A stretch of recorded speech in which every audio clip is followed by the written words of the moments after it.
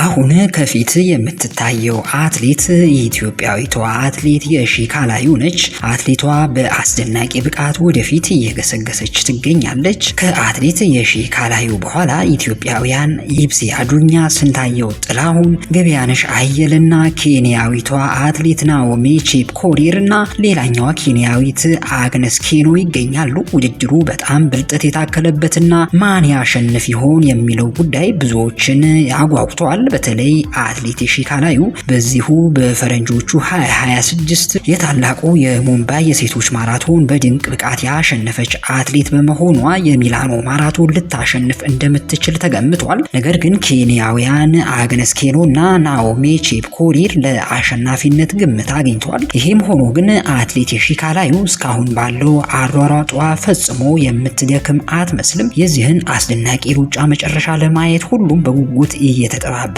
ይገኛል። የ2026ቱ የሚላን ማራቶን በአውሮፓ በጸደይ ወቅት ከሚጠበቁ ትልልቅ ውድድሮች መካከል አንዱም ነው። አየሩ ለሩጫ ምቹ፣ መንገዱ ደግሞ ፈጣን ሰዓት ለማስመዝገብ ይጋብዛል። በሴቶች ውድድርም ላይ ትኩረት ተደርጎባቸው የነበሩት ኢትዮጵያውያንና ኬንያውያን አትሌቶች ገና ከመጀመሪያው ከፍተኛ ፍክክር እንደሚያደርጉም ተጠብቋል። በነገራችን ላይ ሚላኖ በታሪካዊ ህንፃዎቿ ብቻም ሳይሆን ለረጅም ርቀት ሯጮች በምታዘጋጀው ምቹ የጎዳና ላይ መስመርም ትታወቃለች። የዘንድሮ ውድድር ግን ከወትሮ ለየት የሚያደርገው የኢትዮጵያ አትሌቶች የቡድን ስራና የግል ጥንካሬ እያስመለከቱን ይገኛሉ። ቪዲዮውን ከወደዳችሁት ላይክ ማድረግና ለሌሎች ስፖርት ወዳጆች ሼር ማድረግ እንዳትረሱ።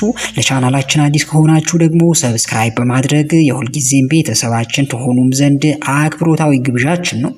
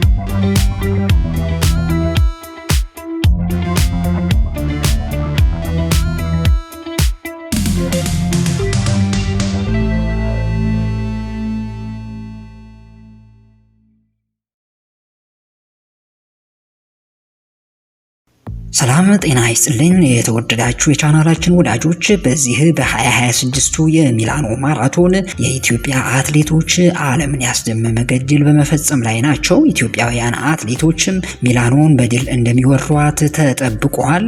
አትሌቶቻችንም አላሳፈሩንም። የኢትዮጵያን ሰንደቅ ዓላማ ከፍ ብሎ የተውለበለበበት የዚህ የሚላኖ የሴቶች ማራቶን ብዙ ያልተገመቱ ክስተቶች እየታዩበት ነው። አስቀድሞ የኬንያና የኢትዮጵያ አትሌቶች ብርቱ ፍክክር እንደሚያደርጉ ተገምቶም ነበረ። እንደተገመተውም ውድድሩ በሁለቱ የምስራቅ አፍሪካ ሀገራት አትሌቶች መካከልም ተደርጓል። መጨረሻ ላይ የሆነው ግን ማንም አልገመተም። ኢትዮጵያውያን አትሌቶች ዓለምን ያስደመመ ውጤት አስመዝግበዋል። ከፍተኛ ሽልማት በሚያስገኘው በዚህ የሚላኖ ማራቶን ኢትዮጵያውያን አስደናቂ ውጤት ማስመዝገባቸው እንደቀጠሉ ማሳያ መሆኑ ይሄ ውድድር አንዱ ምስክርም ነው።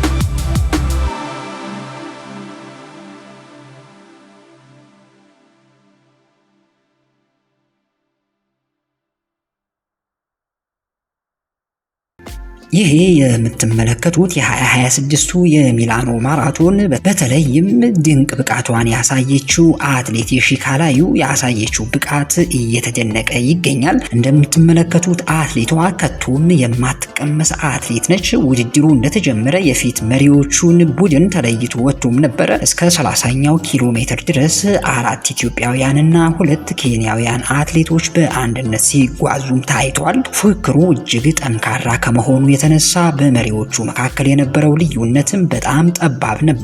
35ኛው ኪሎ ሜትር ላይ ውድድሩ መልክ መያዝ ጀመረ። የሺ ካላዩ ፍጥነቷን በመጨመር ከሌሎች ተለይታ በመውጣትም ብቃቷን ማሳየት ጀመረች። አስገራሚው ክስተት ግን የሺ ካላዩ ብቻም ሳይሆን ሌሎች 3 ኢትዮጵያውያን ኤቢሲ አዱኛ፣ ስንታየው ጥላሁን እና ገበያነሽ አየለ የኬንያውያኑን ተጽዕኖ ተቋቁመው የፊት ረድፉን ሙሉ በሙሉ መቆጣጠራቸውም ነው።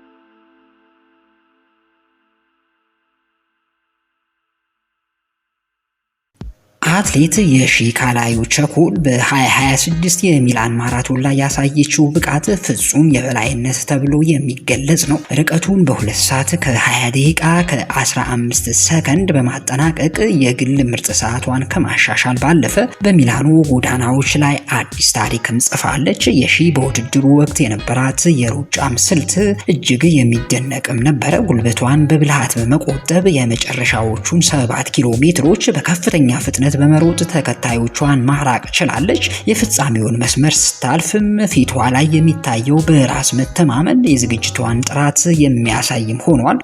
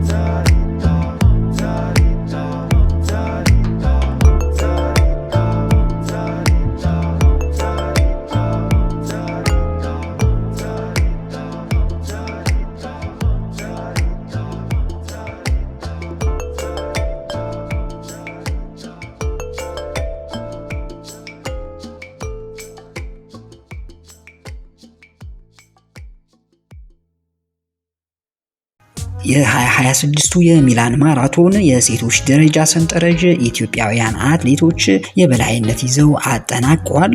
የኢትዮጵያን አርማም ከፍ ብለው አውለብልበዋል። በዚህ መሰረት የሚላኑ ማራቶን የደረጃ ሰንጠረዥ ስንመለከት የሺ ካላዩ 2 ሰዓት ከ20 ደቂቃ ከ15 ሴኮንድ በማስመዝገብ አንደኛ ደረጃን ይዛ አጠናቃለች። ኤቢሴ አዱኛ 2 ሰዓት 21 ደቂቃ ከ13 ሰከንድ ሁለተኛ፣ ስንታየው ጥላሁን 2 ሰዓት ከ25 ሴኮንድ ከ29 ማይክሮ ሰኮንድ ሶስተኛ፣ ገበያነሽ አየለ 2 ሰዓት ከ25 ደቂቃ ከ54 ሴኮንድ አራተኛ በመሆን ውድድራቸውን አጠናቋል። በዚህ የሚላኖ ማራቶን ኢትዮጵያውያን አትሌቶች ሌሎች አትሌቶች ጣልቃ ሳያስገቡ በበላይነት ውድድሩን ተቆጣጥረውትም ታይቷል። ኬንያዊቷ አትሌት ናኦሚ ቼፕኮሪር 2 ሰዓት ከ26 ደቂቃ ከ06 ማይክሮ ሰኮንድ አምስተኛ፣ ሌላኛዋ ኬንያዊት አግነስ ኬኖ ስድስተኛ ሆና አጠናቃለች። በዚህም ከአንደኛ እስከ አራተኛ ደረጃን ኢትዮጵያውያን በመያዝ በጣሊያን ምድር የኢትዮጵያን የበላይነት እንደገና አስመስክሯል። ይህም ለሀገሪቱ ማራቶን ትልቅ ኩራት ነው። በዚህ ውድድር ኤቢሴ አዱኛ እስከ መጨረሻው ድረስ የሺ የቅርብ ተፎካካሪም ሆና ታይታለች። ሁለቱ አትሌቶች እስከ 35 ኪሎ ሜትር ድረስ አብረው በመጓዝ የኬንያውያኑን ፍጥነት እንዲቀዘቅዝ ማድረጋቸውን እንደ ትልቅ ስልታዊ ብቃት መታየትም ይችላል። ናኦሚ ቼፕኮሪር እና አግነስ ኬኖ ጠንካራ ተፎካካሪዎች ቢሆኑ የኢትዮጵያውያኑን ፍጥነት መቋቋም አለመቻላቸው የውድድሩን ክብደት ከፍ ያደርጓል። ኬንያውያን 5ኛ እና 6ኛ ሆነው ማጠናቀቃቸው ኢትዮጵያውያኑ በሚላኖ ጎዳናዎች ላይ ያሳዩት የበላይነት ፍጹም እንደነበረ አንዱ ማረጋገጫም ነው። የሚላኖ ማራቶን አሸናፊዋ የሺ ካላዩ የዛሬ ስኬቷ በአንድ ጀንበር የመጣ አይደለም። ከዚህ ቀደም በተለያዩ የረዥም ርቀት ውድድሮች ላይ ስሟ ሲነሳ የቆየ አትሌትም ነች። የሺ በወጣቶች ውድድር ላይ ተስፋ ሰጪ እንቅስቃሴ በማድረግ ነው ወደ አትሌቲክስ ዓለም የገባችው። የተለያዩ የአውሮፓና የእስያ ማራቶኖች እንዲሁም ግማሽ ማራቶኖች ላይ በመሳተፍም ሰዓቷን በየጊዜው ስታሻሽል የቆየች አትሌትም ነች። የሺ ካላዩ በማራቶን ያላት ሰዓትም በብስለት የተሞላ ነው። ከ2 ሰዓት ከ25 ደቂቃ በላይ ትሮጥ ከነበረበት ተነስታ አሁን ደግሞ 2 ሰዓት ከ20 ደቂቃ ከ15 ሴኮንድ ማስመዝገቧ በዓለም አቀፍ ደረጃ ተፎካካሪ ከሆኑት ልሂቃን አትሌቶች መካከል አንዷ እንድትሆን አስችሏታል። የሺ ካላዩ እጅግ ፈታኝና ረዥም ልምምድ ማድረግ የሚጠይቀው የማራቶን ውድድር በአንድ ወር ጊዜ ውስጥ ለሁለተኛ ጊዜ ማሸነፏ አስደናቂ ብቃት ባለቤት መሆኗን የሚያሳይም ነው። የሺ የሙምባይ 2026 ማራቶን ማሸነፏ አይዘነጋም። የአሁኑ የሚላኖ ማራቶን ድል ለሺ ካላዩ አዲስ ምዕራፍም ከፋችም ነው። 4 ኢትዮጵያውያን በአንድነት ድል ሲቀዳጁ ማየት ለአትሌቲክስ ቤተሰብ ትልቅ መነሳሳት የሚፈጥርም ነው። የሺ ካላዩ ወደፊት በኦሎምፒክ እና በዓለም ሻምፒዮኖች ላይ ትልቅ ተስፋ የምንጥልባት አትሌት መሆኗ በተግባር አስመስክራለች። በዓለም አቀፍ ደረጃ የሚላኖ ማራቶን በከፍተኛ የሽልማት መጠኑና አትሌቶች ሰዓታቸውን ሲያሻሽሉ በሚያገኙት ቦነስ ይታወቃል። የሺ ካላዩ አንደኛ በመውጣቷ ብቻ እስከ 30,000 ዩሮ የሚደርስ የደረጃ ሽልማት ልታገኝ ትችላለች። ከሁለተኛ እስከ አራተኛ የወጡት አትሌቶች ኤቢሴ ስንታየውና ገበያነሽ እንደየደረጃቸው ከ15,000 ዩሮ እስከ 5,000 ዩሮ የሚደርስ ሽልማት እንደሚያገኙ ይጠበቃል። ውድ ቤተሰቦቻችን ቪዲዮን ከወደዳችሁት ላይክ ማድረግና ለሌሎች ስፖርት ወዳጆችም ሼር ማድረግ እንዳትረሱ። ለቻናላችን አዲስ ከሆናችሁ ደግሞ ሰብስክራይብ በማድረግ የሁልጊዜም ቤተሰባችን እንድትሆኑ እንጋብዛለን። ለአሁኑ ግን የያዝነው መረጃ ይሄን ይመስል ነበረ። መልካም ጊዜ ተመኘንላችሁ። ቻው ቻው።